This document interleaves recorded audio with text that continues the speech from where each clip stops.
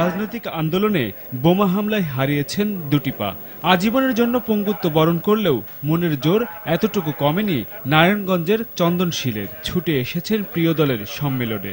এটা একটা ঐতিহাসিক ক্ষণ, আওয়ামী লীগের ইতিহাসে ঐতিহাসিক কাউন্সিল হচ্ছে।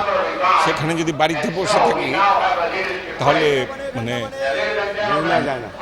মারা গেলে যে কষ্টটা হতো তার চেয়ে বড় কষ্ট পেতাম এটা উপস্থিত না থাকে। শুধু চন্দনশীল নয়, সারা দেশ থেকে হাজারো নেতাকর্মী উপস্থিত হন সম্মেলনে। সম্মেলন কেন্দ্রে পৌঁছাতে পথের দুর্ভোগ এতটুকু দমাতে পারেনি নেতাকর্মীদের। দিনভর উৎসব মুখর ছিল ঢাকা বিশ্ববিদ্যালয় এলাকা।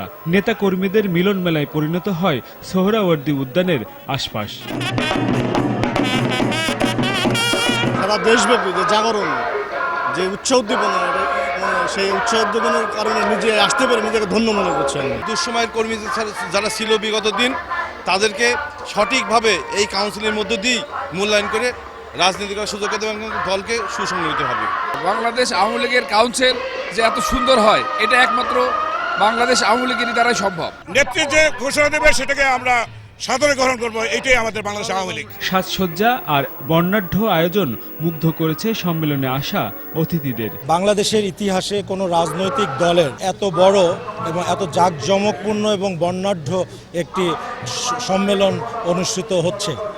এই সম্মেলনের সর্বাত্মক সফলতা কামনা করছি। দুদিনের এই সম্মেলন দলের যোগ্য নেতৃত্ব উপহার দেবে এমন প্রত্যাশা দেশের মানুষের।